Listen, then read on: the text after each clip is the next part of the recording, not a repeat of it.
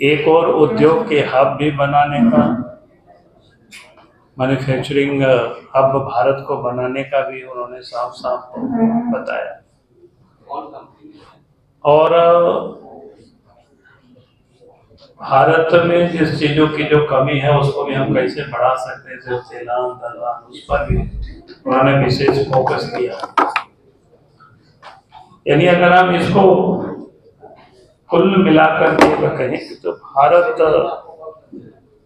सरकार या देश के प्रधानमंत्री आदरणीय नरेंद्र मोदी जी का जो सपना है, और वो सपना अब देशवासियों की सपना बन गया है। ये बजट में साफ दिखता है कि भारत को हमें 2047 तक विकसित भारत बनाना है, और विकसित भारत बनाने की दिशा में एक बड़ा कदम जिसको कह सकते हैं सरकार ने रख चुकी है इसको। और इसलिए इन तमाम चीजों पर सरकार ने काफी ध्यान दिया है। और उसके साथ साथ जिस पर लोगों की अधिक नजरें होती है, वो इनकम टैक्स पर आप देखते हो उसका स्लैब क्या होगा। यहाँ भी मैं देख रहा था, सोच भी रहा था, जैसे इनकम टैक्स का स्लैब को इन्होंने 12 लाख की घोषणा कर दी, टैक्स नहीं लगेगी, तो काफी तालियां बजी। तो ये आप सोच सकते हो कि भाई कितनी राहत और कितनी खुशी लोग महसूस करते हैं। और वो भी छलांग, यानी 2023 में जहां पर 7 लाख था वो 12 लाख हो गया, यानी सीधे सीधे 5 लाख के छलांग लगाना अपने आप में वो बड़ा कदम है, कोई छोटा मोटा कदम नहीं। और देश के प्रधानमंत्री आदरणीय नरेंद्र मोदी जी शुरू से कहते हैं भाई सबका साथ, सबका विकास और सबका विश्वास। अगर हम बजट का एक थोड़ी सी आंकड़ा देखें तो आपको समझ में आएगा किस प्रकार से सबका साथ और सबका विश्वास लेकर के देश के प्रधानमंत्री आदरणीय नरेंद्र मोदी जी आगे बढ़ रहे हैं। तो आप देखिए, जब यूपीए की गवर्नमेंट थी तो 2005 में मात्र टैक्स स्लैब जो था वो 1 लाख रुपया तक का, क्या बोलते उसको, इनकम टैक्स नहीं लगता था।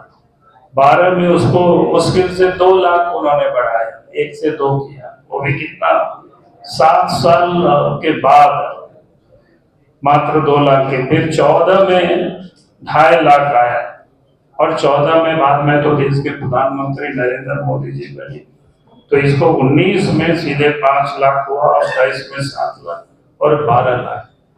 यानी इससे जो नौकरी पेशा करने वाले लोग भी, जो सामान्य जो कैटेगरी के जिसको बोलते हैं तो इनको तो बहुत ही बड़ा राहत मिला। और साथ ही जो छोटे छोटे जो उद्यमी है उनको भी इससे बहुत बड़ी फायदा मिला। तो मैं कह सकता हूं कि देश के प्रधानमंत्री आदरणीय नरेंद्र मोदी जी जो कहते हैं कि सबका साथ, सबका विकास और सबका विश्वास और सबका प्रयास से देश को हमें आगे ले जाना है, तो वास्तव में इस बजट में उसको इन्होंने चरितार्थ किया, दिखाया कि भाई वास्तव में देश के प्रधानमंत्री जी, जो देश के वित्त मंत्री जी जो बजट पढ़ रही थी, बजट जो सुना रही थी, हम सबको, तो मैं कह सकता हूँ सबको साथ लेने का, सबको विश्वास में लेने का काम देश के प्रधानमंत्री आदरणीय नरेंद्र मोदी जी के नेतृत्व में आज की बजट में श्रीमती सीतारमण जी ने प्रस्तुत किया है। मैं कहूंगा कि ये ऐतिहासिक है, और ये देश को जो विकसित भारत बनाने की दिशा में ये बढ़कर कदम है। बहुत बहुत धन्यवाद। और झारखंड की तो जितनी भी इंफ्रास्ट्रक्चर में, तो कहा ही एक अलग राज्यों में के साथ मिलकर के हम काम करें, तो राज्य को प्रस्तुत होना पड़ेगा। आज बहुत सारे लोग इन्वेस्टर यहाँ आना चाहते हैं, उनके लिए उस प्रकार की वातावरण का निर्माण तो राज्य सरकार को ही करना पड़ेगा। तो इसलिए कोई राज्य के लिए अलग अलग नहीं। आपने बिहार को लेकर के देखा तो बिहार में स्वाभाविक है, वहां पर मखाना की खेती होती है, उसको बढ़ावा देना, और मखाना की मार्केट दुनिया में हो कि मखाना शायद उत्तर बिहार में ही होता है मेरी जानकारी में, और कहीं नहीं होता है। तो इस प्रकार की चीजों को सरकार प्रोत्साहित कर रही है, बढ़ावा दे रही है ताकि उसकी मार्केट हमें दुनिया भर में मिल सके। ओवरऑल इस बजट को लेकर क्या कहना मामला?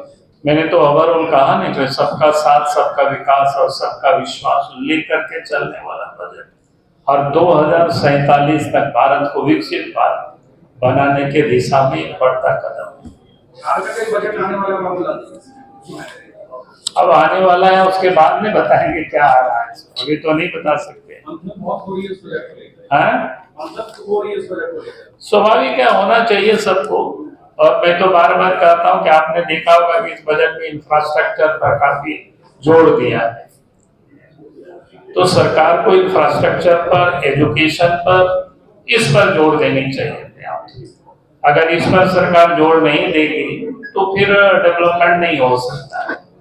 इसलिए ये जरूरी है कि हम इंफ्रास्ट्रक्चर, अच्छी सड़कें हो, अच्छी बिजली लोगों को मिले क्वालिटी का, और सिंचाई की सुविधा हो, शिक्षा की जो हमने कहा कि एजुकेशन पर विशेष फोकस देना, एजुकेशन प्राइमरी से लेकर के हायर एजुकेशन तक और तकनीकी शिक्षा तक, इस पर हमको विशेष ध्यान देना, झारखंड को ध्यान में रख करके।